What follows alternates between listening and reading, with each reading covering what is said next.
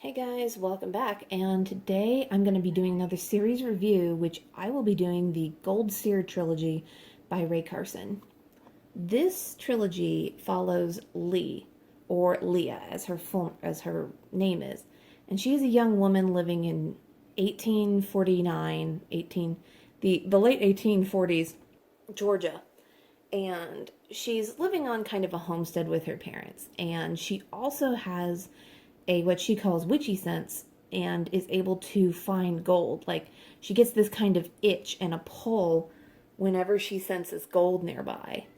And unfortunately, one day, disaster befalls her family. Both her mother and her father are killed. And her uncle comes because, of course, this is 1840s America. Everything is still passed from father to son, or in this case, from brother to brother. And her uncle Hiram is a nasty bit of work, and so he takes over the homestead. Well, Lee does not want any part of this and can tell that her uncle was responsible for the death of her parents. So she decides she's going to head out west, try to strike it rich in the gold rush. She manages to she eventually gets to Independence, Missouri, and hooks up with a wagon train and her old friend Jefferson from Georgia, who is a half Cherokee, half Irish boy she grew up with. And they're headed out west to California. And along the way, she meets a lot of people. She has to dress as a boy because, again, she's a young woman. Women have next to no rights at this point. Everything goes through men. She has to deal with a lot of sexism. There is racism in this series, especially against the Native American, or as they're called in the book, Indians, against blacks, because we're in the middle of slavery. This is right before the Civil War. Against Chinese, because eventually we get to California, and the Chinese were helping to mine for gold, as well as they were building the railroads, although that's not mentioned in the story, but it is a historical fact that the Chinese were a big part of building the railroads from the west to the east. Then we have, lots of good old-fashioned sexism. There's mentions of rape in the second book, A River Glorious. I mentioned this in my reading vlog, but there is, for a while there, you think Hiram might have something for his niece in a kind of like sexual way, but come to find out that, spoilers, he thinks he's her dad. It is never clear if Hiram is or is not her dad. There's no conclusive evidence that, it's all very contextual, very circumstantial, but it's still icky because he has this weird obsession with Lee, and it just, like I said in my video, I thought that the first two books were great. I feel like the second book ended really well. I don't understand.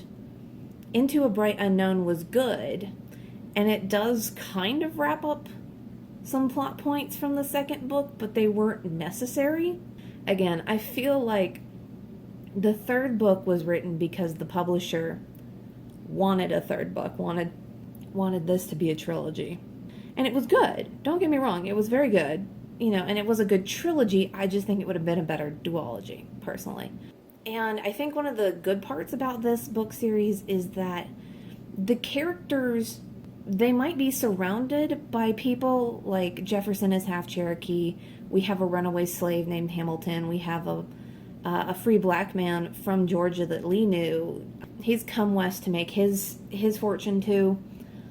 There's plenty of racism towards him and like, Lee will get angry at something and people will have to explain to her why she can't go and run off and seek justice because it doesn't work like she wants it to. You can't just put a gun in someone's face and change the world. And she realizes that, and it hurts her, but she does understand that. Lee is hired by a family in the first book to help keep safe their possessions, the Joyner family. And Becky, who's the wife, very much has prejudice against Indians, and she'll say a lot of unkind things, or something prejudiced will come out of her mouth in front of Jefferson, and she doesn't realize it and she doesn't know her mistake. No one corrects her on it. He just gives her a dirty look but doesn't say anything. And it doesn't matter, by that point she'll have become kind of friends with Jefferson, and yet she still says these prejudiced things. I'm not saying this is, these people aren't perfect, but they're very realistic in that they're imperfect, and it works for this book. So, or at least for these books. I think the only reason I didn't love this series is Rae Carson's writing has a tendency to jump very quickly from thought to thought. And it gets a little disconcerting sometimes if you're not used to her writing. I'm just kind of like, but I did really enjoy this. I also forgot to mention, like, there's 3 quote-unquote confirmed bachelors, meaning, like, they're gay. They're very clearly gay. 2 of them are clearly in a relationship together, but nobody calls it gay. They're just confirmed bachelors, which is hilarious to me. And they're good people. They still have, faults and things like that. Like, there's a lot of good and interesting representation, a lot of interesting talking points. And unfortunately, even in 2020, a lot of the problems and prejudices that we are experienced then are still experienced today. And it is just, it's really disheartening and really disconcerting. But it is still a really good series. So I do recommend giving the Gold Seer Trilogy by Rae Carson a go-ahead. I gave all of them 4 stars. The Walk on Earth a Stranger, Into a River Glorious, or not Into, Like a River Glorious, and then Into a Bright Unknown. I do recommend giving it a try. Again, be aware there's a lot of problematic elements, but it is 1849 US, so you're going to run into that shit a lot. So, I hope y'all enjoyed. Let me know if you've read the series, what you thought about it, and I will see y'all next time.